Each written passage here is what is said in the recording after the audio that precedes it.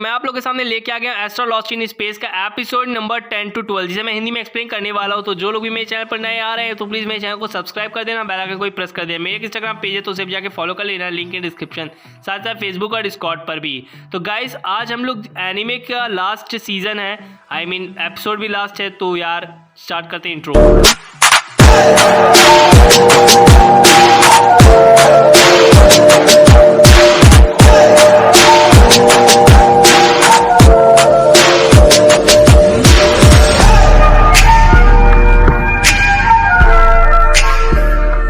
Episode की starting में हमें पोलिना को दिखाया जाता है जो कि काफी ज्यादा परेशान होती है, क्योंकि इन बच्चों ने बताया होता है कि वो जहाँ जा रहे हैं उनका प्लेनेट नेम है एस्ट्रा और पोलिना बिलोंग करती है अर्थ से।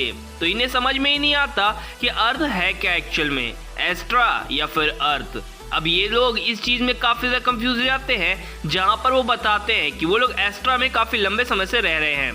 कैप्टन को लगता है कि ये कोई एलियन है जो हमारे साथ कई लंबे समय से रह रहा है। जहाँ पर वो बताती है कि ये तुम लोग रशियन को नहीं जाते, अमेरिका, इंडिया, चाइना, ऐसे कई सारे नाम लिए जाते हैं। जहाँ पर हमारी एरिस बताती है कि वो चाइना के बगल में इंडिया है, इंडिया के बगल में पाकिस्तान है। इसका मतलब हमारे एरिस को ऑलरेडी ये सारी चीज़ें पता है, लेकिन कैसे वो आपको आगे समझ में आएगा।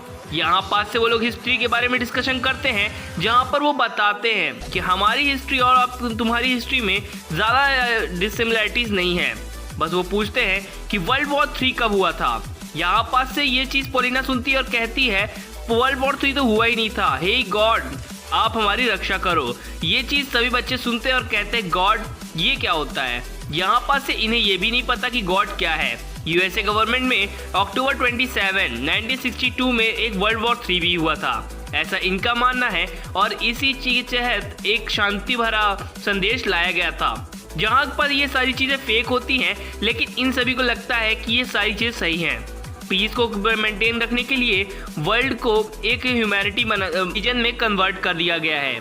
इसीलिए इन्हें ना गॉड के बारे में पता है और ना ही हिंदू, न क्रिश्चियन, न मुस्लिम, इस तरह के किसी भी तरह के जात के बारे में पता है। यहाँ पर वो बताते हैं कि वर्ल्ड वॉर 3 अर्थ में कभी हुआ ही नहीं था। एक्चुअल में 2057 ऑलरेडी पास हो चुका है, यानी कि आज से 6 साल पहले ही ये सारी सिविलाइजेशन एस्ट्रा पर आई थी, लेकिन इन्हें कुछ भी याद नहीं है। और ये सारी आर्टिफिशियल वॉर्म होल के थ्रू आई थी। अब यहाँ पास से कैप्टन और बाकी सब बच्चे सुनकर हैरान होते हैं कि आर्टिफिशियल वॉर्म होल क्या होता है।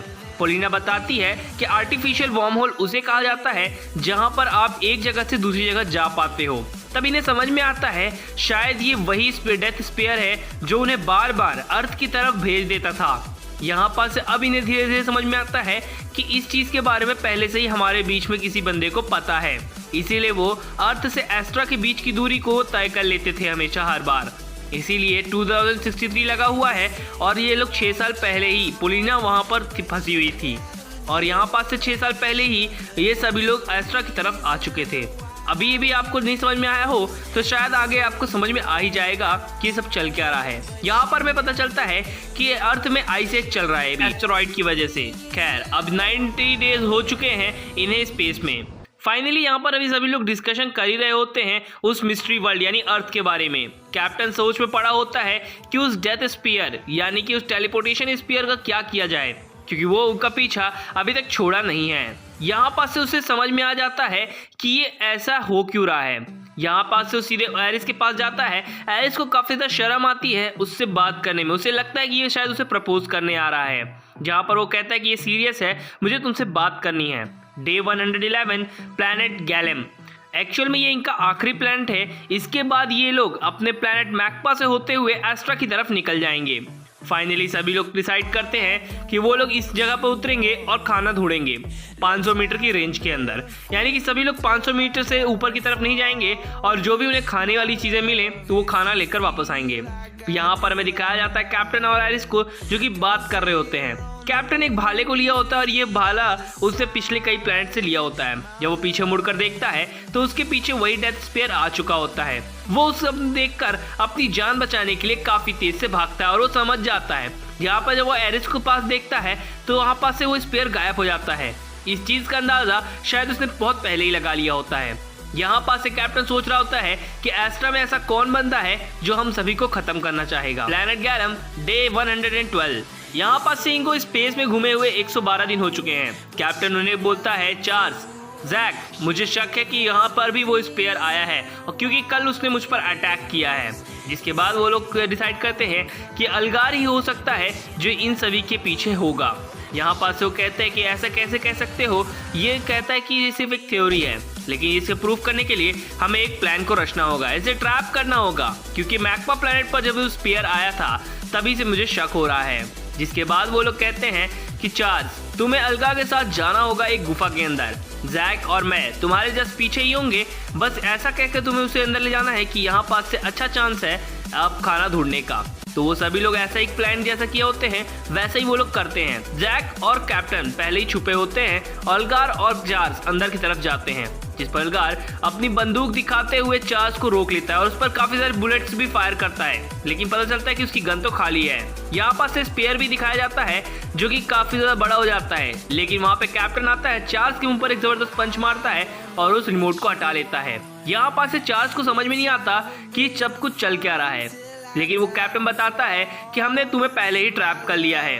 एक्चुअल में कैप्टन को समझ में आ चुका था कि एरिस ही थी जिसकी वजह से तुम अभी तक हम लोग को नहीं मार रहे थे। यहाँ पास से वो कहता है, I am sorry Charles. Charles बताता है, एक्चुअल में कैरिस है, उसी की वजह से आज तक तुम लोग अभी तक जिंदा हो, नहीं तो तुम लोग मेरे यहाँ तो कब के मारे जा चुके होते उस स्पेयर के थ्रू। कैप्टन, तुम्हें ये सारी चीजें कैसे पता चली? वो कहता है, एरिस का बैग जो कि उसके अंदर जा चुका था। यही एक कंफ्यूजन मुझे काफी लंबे समय से था उस स्पीयर को लेकर, इसीलिए तुमने एरिस को बचाने के लिए हमें कई बार छोड़ दिया, क्योंकि एरिस ही थी जो कि तुम्हें रोक रही थी बार बार ऐसा करने से। जहाँ पे चार्ल्स बताता है कि मुझे एक मिशन मिला था जहाँ पे तुम सभी को मैक्पा प्लैनेट से पुश करके अर्थ प्लैनेट की तरफ लाना है और यहाँ पास से तुम सभी को खत्म करना है। मैं एक असैसियन हूँ और मैंने ही उस कम्युनिकेटर को खराब किया था आखिरी प्लैनेट पर, जिससे तुम लोग कभी किसी से कम्युनिकेट कर ही ना पाओ, लेकिन ऐसा मैं करने में कई बार नाकाम रहा। अलगार उस पर वो गन तान देता है जहाँ पे कैप्टन उसे रोकता है, जिसके बाद सभी लोग पूछते हैं कि विक्सिया का क्या, जहाँ पे वो बताता है विक्सिया का रूलर मैं ही हूँ। यहाँ पर वो बताता है कि मैं जिस क्लोन हूँ एक्चुअल में वो किंग का क्लोन है, जहाँ पे वो बताता है कि किंग ने मुझे काफ़ी लंबे समय से इस सभी चीज़ों के लिए प्रिपेयर करके रखा था। यहाँ पर वो बताता है कि मेरी बॉडी एज अ किंग है, लेकिन मैं माइंड अपना खुद का ही चला सकता हूँ। यहाँ पर बताता है कि वो मुझे बायोलॉजी में काफ़ी ज़्यादा इंटरेस्ट है और इस चीज़ के लिए उसने काफ़ी लंबे समय से एक असैसिनेट करके रखा था, इसीलिए उसने स्पेयर का एक रिमोट भी दिया था जिससे मैं उन सभी को ख़त्म कर सकूँ और तुम्हारे लाइफ का एक गोल है जिसको वो कवर अप करेगा। यहाँ पर से डॉक्टर ये सारी चीज़ें सुनकर काफ़ी ज़्यादा रोने लगती है और चार्ल्स को कहती है कि तुम ही वो थे असैसिन जो हमें सबको ख़त्म करना चाहते थे।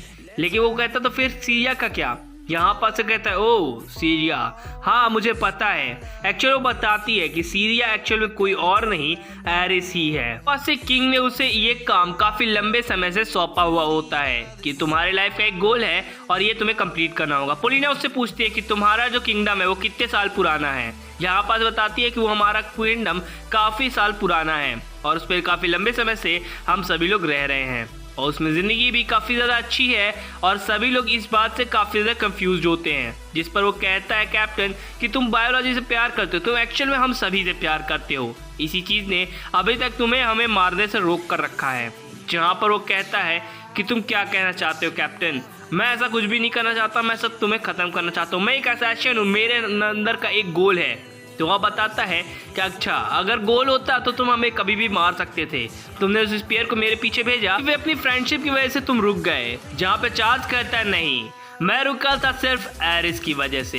एरिस कोई और नहीं सीरिया ही है, सीरिया की एक क्लोन है। इस चीज़ को सुनते ही वो काफ़ी ज़्यादा शॉक हो जाती है। वो बताता है कि तुम्हारी आंखों का कलर, तुम्हारा चेहरा, तुम्हारा रंग रूप, तुम्हारे बाल, वो सब कुछ सीरिया की ही देन है। यहाँ पर से वो बताता है कि मैं जैसे किंग का एक क्लोन हूँ, वैसे सीरिया यानी किंग की जो डॉटर सीरिया थी उसका क्लोन कोई और नहीं एरिस है। वहाँ पे 2 बच्चे जन्मे थे, एक किंग के क्लोन और एक उस लड़की का यानी कि किंग के डॉटर का क्लोन जो कि एरिस है। यहाँ पास से वो उनसे मारने के लिए देता है, लेकिन सीरिया अपने ही क्लोन को वहाँ विक्सिया से छोड़ने के लिए कहती हैं स्प्रिंग के थ्रू। अब वो 2 गार्ड्स पर भरोसा करती है, जहाँ पास से वो बायोलॉजिकल मदर ना होने पर भी उसे पालने का वादा करती है। यहाँ पे सीरिया का उल्टा एरिस होता है, इसीलिए उसका नाम भी एरिस पड़ जाता है और वो अपने डॉटर जैसा ही उसे प्यार करती है और उस जगह से अलविदा कहते हैं एक दूसरे को। ये लोग ये सारी चीजें पता चलती हैं तो वो बता रही होती चार्ल्स को, जहाँ पे वो उसे गले लगाती है और कहती है कि कुछ भी हो जाए तुम ही अगले किंग बनोगे। यहाँ पास से वो 2 लोग बताते हैं कि हम लोग एक दिन घूमने निकले थे, लेकिन हमारे किंग पर यानी प्रिंसेस पर अटैक हो गया था, सीरिया पर, और वो कुछ भी नहीं कर पाया था और सीरिया वहीं पर मर गई थी। उनको लगा कि मैं उनकी जगह पर आना चाहता हूँ, इसलिए उसने सीरिया को मरवा दिया। इस बात से किंग काफी दुखी होता है, लेकिन उसने कुछ नहीं करते हुए सिर्फ उसे जेल के अंदर डलवाया होता है। कहता है चार्ल्स आज तुम्हारा काम आ चुका है और तुम्हारा गोल क्या है तुम्हें पता है, लोगों को एसिसिनेट करो और खत्म कर दो। यहाँ पास से ये सारी चीजों को रिवील करता है और कहता है आज से मेरी जिंदगी का कोई मकसद है। यहाँ पास सभी लोग पूछते हैं तो फिर उन लोगों ने सीरिया यानी कि एरिस को कैसे ढूंढा। यहाँ पास से वो बताती हैं कि जब एरिस स्कूल के लिए आ रही होती है तब उसे स्प्रिंग के साथ देख लिया गया होता है, जिसकी वजह से उसे पकड़कर डाल दिया जाता है हमारे साथ। लेकिन इसे एरिस काफी रोने लगती है अपनी मॉम की फ्लैशबैक को याद करते हुए। जैक कहता है कि तुम अगर सीक्रेटली एरिस पर नजर बनाए ही हुए थे तो तुमने एरिस को खत्म क्यों नहीं किया, तुमने हमें इतने लंबे समय तक कैसे बचा कर रखा। जिस पर वो बताती है कि ऐसा नहीं है, एरिस को मैं कभी मारना ही नहीं चाहता था, वो तो गलती से एरिस उस स्पेयर के अंदर फंस गई और हमारे साथ टेलीपोर्ट हो गई उस जगह के लिए। कैप्टन उस पर एक जबरदस्त पंच मारता है और कहता है कि तुम काफी गलती कर रहे हो, तुम्हारे पास तुम्हारा खुद का दिमाग है, सोल है, तुम चाहो तो अपनी कैप्टनशिप चला सकते हो विक्सिया के ऊपर। जहां पर वो कहता है कि ये कोई गोल नहीं है कि किसी के कहने पर तुम अपनी जान दे दो। और बाकी सभी लोग काफी ज्यादा इस चीज को सुनते हुए दुखी हो जाते कि हमारे बीच में जो चार्ल्स था जो इतना अच्छा था उसने ही हम सबको मारने की कोशिश की। जिसको अपने राइट हैंड की स्लीव से एक और रिमोट निकालता है जो कि उस स्पेयर को चालू कर देता है। जहां पर कैप्टन कहता है कि वो हमें नहीं मारेगा क्योंकि हमारी तरफ है एरिस के होने की वजह से वो उसे ऐसा कुछ नहीं करेगा। जहां पे चार्ल्स कहता है चार्ल्स तुम अपनी तरफ उसको लाने की कोशिश मत करो और तुम खुद को एसिसिनेट नहीं कर सकते हो। जिसके बाद कैप्टन को काफी ज्यादा गुस्सा आता है और वो एक लंबी छलांग मारने के लिए निकल जाता है। एरिस को याद आता है कि वो एक एथलीट है और उसने अभी अभी एंटी ग्रेविटी शूज पहने हैं, इसीलिए वो उस लंबे छलांग को यानी कि उस स्पीयर को पूरी तरह से क्रॉस कर जाता है एक ही झटके में और वो चार्ल्स के पास पहुंचकर उसे रोकने की कोशिश करता है। लेकिन जैसे ही वो स्पीयर सीधे हमारे कैप्टन के हाथ को निगल लेता है उतने में ही हमारा चार्ल्स उस स्पेयर को बंद करता है। उस स्पेयर को बंद करते ही वहां पर में दिखाया जाता है कि कैप्टन का एक हाथ उड़ चुका है, जिससे वो काफी ज्यादा दर्द में होता है और उसका एक हाथ पूरा स्पेस घूम रहा होता है अर्थ के पास और बाकी सभी लोग वहां पर आ जाते हैं। जिसके बाद कैप्टन कहता है कोई भी चार्ल्स को कुछ नहीं कहेगा, अब चार्ल्स ही मेरा अगला राइट हैंड बनेगा, मतलब धोने के लिए चार्ज आएगा। खैर यहाँ पास से वो लोग उसकी मरहम पट्टी कर देते हैं, कुछ समय के लिए खून तो बंद हो जाता है। जिसके बाद वो कहता है कि चार्ल्स ने जैसे पिछली बार हमारी मदद की थी एरिस को बचाने में, ठीक वैसे ही इस बार भी राइट हैंड बनेगा मेरा चार्ल्स। और चार्ल्स ऐसा ही करता है और उसे लेकर जाया जाता है जहाँ पे डॉक्टर उसका हाथ ठीक करती है और वो चार्ल्स को काफी भला बुरा कहती है। चार्ल्स माफी मांगता है जहाँ पे कैप्टन आ जाता है और कहता है इसके बारे में हम बाद में बात करेंगे, लेकिन अब से तुम हमारे फ्रेंड हो और तुम खुद को एसिसिनेट और हमें एसिसिनेट करने की कोशिश मत करो। जिसके बाद वो मान जाता है। जैक कहता है कि अब हम सभी लोग खाना ढूंढने के लिए निकल जाएंगे सिवाय कैप्टन के। कैप्टन काफी तक ऑलरेडी कमजोर हो चुका है। Day 117 lost in space. गैलम के पास ये लोग पहुंच जाते हैं और वहां के नेचर को देखते हैं तो वहां पे किसी भी तरह का कोई हलचल नहीं होता और ना ही कोई क्रीचर एक दूसरे क्रीचर को मारना चाहता है। उसके बाद एरिस शिफ्ट हो जाती है सीधे कैप्टन के पास जो कि काफी ज्यादा बोर्ड हो रहा था और उसे इंजॉयमेंट दिलाने के लिए वो लोग बाहर की तरफ निकलते हैं और कहते हैं कि हमने काफी सारे प्रीशियस एक्सपीरियंस लिए हैं इस स्पेस के अंदर। जिसके बाद सभी लोग खुश होते हैं कि अब सब कुछ नॉर्मल हो रहा है। चार्ल्स भी हंसता है लेकिन इसकी हंसी देखकर सभी लोग की होश उड़ जाते हैं क्योंकि ये बड़ा अजीब तरह से हंस रहा था। खैर कैप्टन कहता है कि अब फाइनली हम लोग लैंड टेक ऑफ करने वाले हैं और वो लोग निकल जाते हैं अपने डेस्टिनेशन की तरफ। अब वो लाइट की स्पीड से निकलते हैं जिसके बाद कैप्टन चार्ल्स को कहता है कि चार्ल्स जो भी तुम चीजें जानते हो प्लैनेट अर्थ टू एस्ट्रा के बारे में सब कुछ हमें रिवील करो। जिसके बाद सीक्रेट ऑफ एस्ट्रा अब वो बताना चालू करता है। एक्चुअल में अर्थ के लोग ही अब एस्ट्रा पर आकर रह रहे हैं। इस चीज को सुनते ही पोलिना काफी राहत की सांस लेती है। यहाँ पर से वो बताती है कि जब हमारा किंगडम रिलोकेट किया गया तो हमने विक्सिया को एक जगह पर सीक्रेटली रखा वहाँ के किंग को ऑलरेडी पता होता है कि अर्थ का क्या हिस्ट्री है। यहाँ पास से एक हिस्ट्री दूसरे किंग को बताया जाता है, लेकिन हमारा किंग आखिरी किंग होता है, इसीलिए मैं उसका क्लोन हूँ और मुझे ये सारी चीज़ें पता है। और वो जो स्पीयर होता है वो अर्थ से कनेक्टेड होता है, अर्थ से एस्ट्रा के बीच में। और एस्ट्रा में जो भी सिविलाइजेशन इतनी जल्दी डेवलप की गई है एक्चुअल में वो वर्म होल के थ्रू ही की गई है, यानी कि अर्थ के अंदर जो बिल्डिंग्स ऑलरेडी सेफ होती हैं उन बिल्डिंग्स को हम लोग पहले ही लाकर यहाँ पर जमा देते हैं।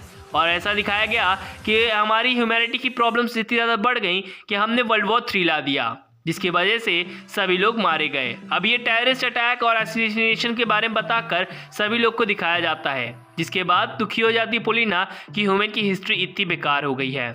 जहाँ पे चार्ल्स बताता है कि एक्चुअल में हमारे यहाँ वर्ल्ड वॉर 3 कभी हुआ ही नहीं था। जैसा कि पोलिना ने बताया कि अर्थ के ऊपर एक एस्टेरॉइड गिरा था, सेम वैसा ही हुआ था, लेकिन यहाँ पे कॉन्सेप्ट कुछ अलग कर दिया गया। लोगों के दिमाग से वो सारी हिस्ट्रीज को मिटा दी गई जो अर्थ पे उन्होंने की थी, या हुआ हो या पास्ट में जो भी चीज़ें चली हों। 4 साल पहले हम लोगों ने अर्थ से एस्ट्रा की तरफ मूव कर गए थे, जिसके बाद हमने काफ़ी सारे स्पीयर्स बनाए थे, तकरीबन 10,000 स्पीयर्स बनाए थे। और ये कंपनी जो बनाई जा रही थी ये स्पीयर, जो कि अर्थ से बार बार एस्ट्रा की तरफ या एस्ट्रा से अर्थ की तरफ जाने के लिए, वो विक्सिया की ही कंपनी थी। विक्सिया इस तरह के काफ़ी सारे स्पेयर्स बनाती थी जो कि एक दूसरे को टेलीपोर्ट करते हैं। जिसके बाद वो कहता है कि पूरी हिस्ट्री को चेंज कर पाना इम्पॉसिबल है। जैक भी यही कहता है कि 6 साल के अंदर पूरी सिविलाइजेशन को इतना डेवलप कर देना इम्पॉसिबल है। जहाँ पे वो कहता है शायद तुम लोगों ने कभी ध्यान नहीं दिया, हमारे यहाँ की जो बिल्डिंग्स हैं वो काफ़ी जल्दी दिखाई जाती हैं, लेकिन बूढ़ा व्यक्ति आपको एक भी नहीं दिखेगा। इस चीज़ को कैप्टन भी मानता है। जहाँ पे वो कहता है क्या सच में हमारी हिस्ट्री इतनी बेकार है, जहाँ पे बताता है कि हमारी सिविलाइजेशन को रीसेट कर दिया गया है वर्ल्ड वॉर 3 का नाम देकर, और हमने 100 साल पहले ही इस जगह पर एंट्री ली है। जिसके बाद यून बताती है कि यानी कि अर्थ में अगर चल रहा है 2063 और हमारे प्लैनेट पर चल रहा होगा उसका मतलब 1963। इस चीज़ को सुनते ही एस्ट्रा की हिस्ट्री 100 साल पीछे निकल जाती है, अगर ऐसा हम समझे तो। लेकिन ऐसा नहीं है, एक्चुअल में एस्ट्रा जो है वो 2263 AD पे चल रहा है, जिसको सुनते ही सबके होश उड़ जाते हैं। और यहाँ पे पीस लाने के लिए वर्ल्ड आइडेंटिफाइड गवर्नमेंट ने एक रूल चलाया था, जहाँ पे हिस्ट्री को फुलिश करते हुए पोलिना कहती है क्या मैं भी उसी हिस्ट्री से आई हुई हूँ। जहाँ पर वो कहता है क्या सच में ऐसा कोई कुछ हुआ था क्या। इसीलिए एक सरहद और कोई सरहद नहीं, मतलब एक ही गवर्नमेंट पूरे अर्थ को कंट्रोल करती है, आई मीन एस्ट्रा को कंप्लीट करती है। अगर यहाँ पे 2063 चल रहा है, इसका मतलब पोलिना 112 साल की होगी, क्योंकि वो 12 साल से सो ही रही थी। जिसके बाद ये सुनते ही वो बेहोश हो जाती है, यानी कि वो 140 साल की हो चुकी है। 12 साल अगर सोए हुए ऐड कर दिए जाए। बिल्कुल भी स्टोरी नहीं समझ में आई है इस वाला कंटेंट, तो मैं लास्ट में एक कंक्लूजन डालने वाला हूँ, उसे प्यार से और ध्यान से सुन लीजिएगा। आपको पूरी स्टोरी और पूरी हिस्ट्री समझ में आ जाएगी कि हुआ क्या है और चला क्या है। खैर, सभी लोग इस बात से काफी ज्यादा खुश होते हैं कि फाइनली अब वो लोग घर के लिए निकल चुके हैं। ये है कि वो घर पहुंचने के बाद लोगों को प्रूफ कैसे करेंगे। जिसके बाद अलगार कहता है कि एक पर्सन है जो हमारी मदद कर सकता है, क्योंकि जब उसका भाई जर्नलिस्ट था तब उस पे एक बंदा था जो उसकी मदद करता है, और वो पुलिस मैन भी है जिसका नाम मौ सैनिश है। और यहाँ पे वो बताता है कि लेकिन उसका कांटेक्ट नंबर नहीं है, जिस पर एरिस कहती है कि वो अपने माँ को कांटेक्ट कर सकती है और वो उसकी माँ ही है जो उसकी मदद करेगी उस पूरे अर्थ पे। जिसके बाद वो लोग एक फ़ोटोज़ को जो भी उन लोगों ने अर्थ में बिताए हुए दिन थे और बाकी चीज़ें थी, वो सभी लोग एक मैसेज के थ्रू उसकी मॉम को भेजने के लिए आ चुके होते हैं, क्योंकि कम्युनिकेटर भी इन लोगों ने ठीक कर दिया होता है। और यहाँ पास से सभी लोग एक साथ उस बटन को प्रेस करते हैं, जिसके बाद वो मैसेज उस जगह से फ्लाइंग करते हुए निकल जाता है। स्प्रिंग देखती है कि उसके लैपटॉप पे कोई मैसेज आया है और ये चीज़ वो नोटिस करती है। एरिस की तरफ से होता है डे 146 लॉस्ट इन स्पेस में घूमे हुए 146 दिन हो चुके हैं और वो लोग एस्ट्रा के पास पहुंच चुके हैं। पोलिना भी इस चीज़ को एक्सेप्ट कर लेती है कि अर्थ से एस्ट्रा की तरफ आए हुए लोग ही अर्थवासी थे, यानी कि पृथ्वीवासी थे। विक्सिया एक रॉयल फैमिली है जहाँ पे चार्ल्स अब अगला किंग बनेगा। यहाँ पास से वो कहता है कि जिस बंदे ने उसे धक्का दिया था उसने आज तक उस बंदे का चेहरा नहीं देख पाया, इन्वेस्टिगेट नहीं कर पाया। जिसके बाद वो कहता है कि वो एक जर्नलिस्ट बनेगा। यहाँ पास एल्गार के इस बात सुनते ही सभी लोग हैरान होते हैं। जिसके बाद वो लोग स्पेस पे पहुंचते हैं जहाँ पे स्पेस पुलिस उन्हें पकड़ती है। जिसके बाद वो लोग कांटेक्ट करने की काफ़ी बार कोशिश करते हैं स्टार शिप से। वो बताते हैं कि एस्ट्रा शिप है और हम वो खोए हुए बच्चे हैं जो कि अब यहाँ से निकले थे मैकपा प्लैनेट के लिए।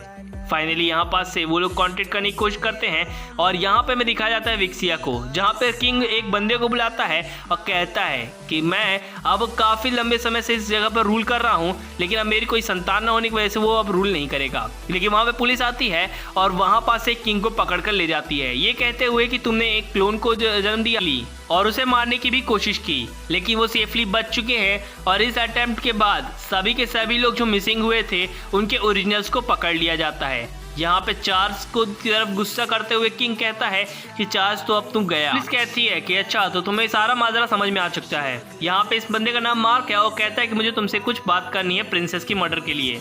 जिसके बाद मार्क को और साथ ही साथ किंग को दोनों को ही पकड़ लिया जाता है, यानी कि जितने भी ओरिजिनल्स होते हैं सबको पकड़ लिया जाता है और उनके क्लोन्स को बचा के रखा जाता है। जिसके बाद यहाँ पे सभी के सभी क्रू मेंबर कॉल को कनेक्ट कर लेते हैं वहाँ के पुलिस से। यहाँ पास से वो सभी लोग बताते हैं कि हम एस्ट्रावासी हैं और हम लोग काफ़ी लंबे समय से घूमे हुए थे। जिसके बाद वो सभी लोग को नीचे की तरफ उतारा जाता है शहर में। वो सभी लोग एक जगह पे झुकते हैं और सभी लोग अपनी अच्छी मेमोरीज और पूर्व मेमोरीज को याद करते हैं जो उन्होंने इस स्पेस की जर्नी में ये अपने आप को बचा के रखने की कोशिश की थी। एस्ट्राशिप को नीचे की तरफ लैंड कराया जाता है, जहाँ से बच्चे सभी लोग देखते हैं कि उनसे मिलने के लिए काफ़ी मीडियाज और काफ़ी सारी चीज़ें हुई हैं। स्प्रिंग भी आई होती है जो कि एरिस की मॉम है, नॉट अ बायोलॉजिकली। खैर यहाँ पास से न्यूज़ रिपोर्टिंग में सबको बताया जाता है कि जो मिसिंग बच्चे थे वो वापस मिल चुके हैं। अब वो लोग कार्डिया हाई स्टूडेंट थे और यहाँ पास से ये पता चलता है कि वो इलीगल क्लोन्स भी थे। भी ओरिजिनल्स हैं, चाहे वो डॉक्टर हो, सिंगर हो या फिर पॉलिटिशियन, उन सभी को कैप्चर कर लिया गया है, उनके ओरिजिनल्स को और जेल में डाल दिया गया है।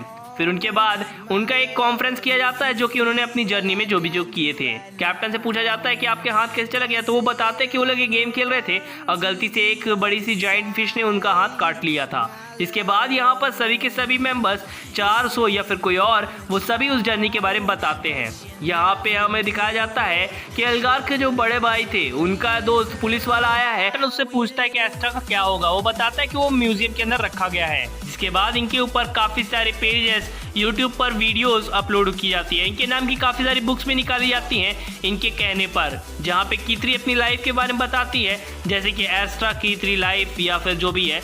इन सभी बंदों ने अपनी लाइफ में जो भी अचीव किया था अपने दम पर किया था, न कि अपने ओरिजिनल्स की मदद से। जिसके बाद यहाँ पास से वो जिंदा बच जाते हैं और यहाँ पे टीन स्टाइल यानी कि कीत्री जो है एक फैशन डिज़ाइनर बन जाती है। साथ ही साथ चार्ल्स भी एक पॉपुलर बंदा बन जाता है और वो विक्सिया का किंग भी होता है। साथ ही साथ उसने सभी बंदों के लिए वो विक्सिया का दरवाजे खोल दिए होते हैं कि सभी लोग आकर उसकी विक्सिया पर देख सकते हैं। जिसके बाद चार्ल्स टेक रिस्पॉन्सिबिलिटी भी लेता है उस जगह की।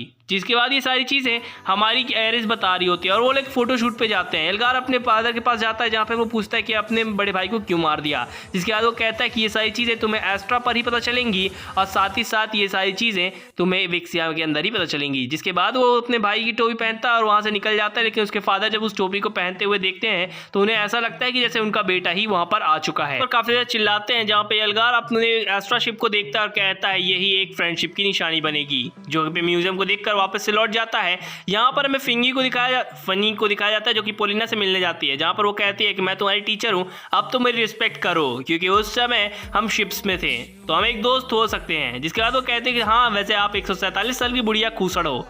जिसके बाद हमें पता चलता है कि उसका इंटरव्यू लेने कोई और नहीं एल्गार ही आया हुआ है, जो कि हिस्ट्री के बारे में बताने वाली है, क्योंकि हिस्ट्री इसी ने सारी चीजें पढ़ी हुई। तो फनी वहां से बाय करती है। जिसके बाद हमें पोलिना को दिखाया जाता है जो कि एल्गार से बात करती है और कहती है कि इसमें फनी क्या है। यहाँ पर कहता है कुछ भी नहीं।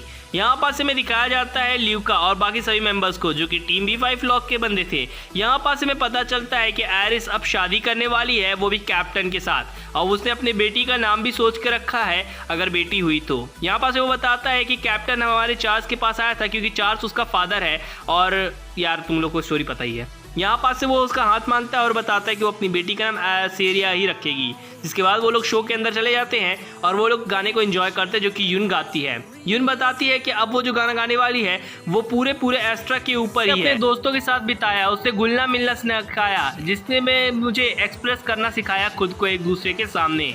उसके ऊपर वो पूरा गाना गाती है और यहाँ पास से वो थैंक्स कहती है गाने के साथ ही कैप्टन को।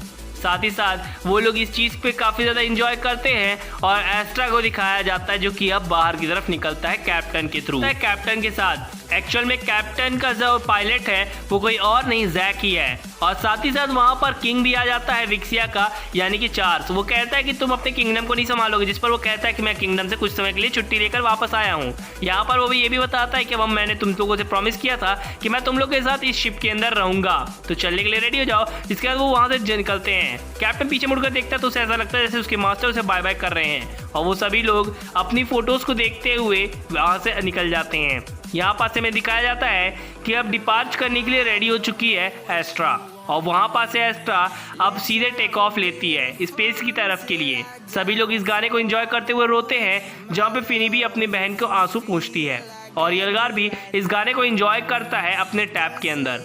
फाइनली यहाँ पर एस्ट्रा के जो भी कैप्टन होता है और वो सभी लोग कहते हैं कि अब हम लोग डिपार्ट करने वाले हैं अननोन प्लैनेट के लिए, यानी कि वो स्पेस में पूरे घूमेंगे और कुछ भी नहीं करने वाले हैं।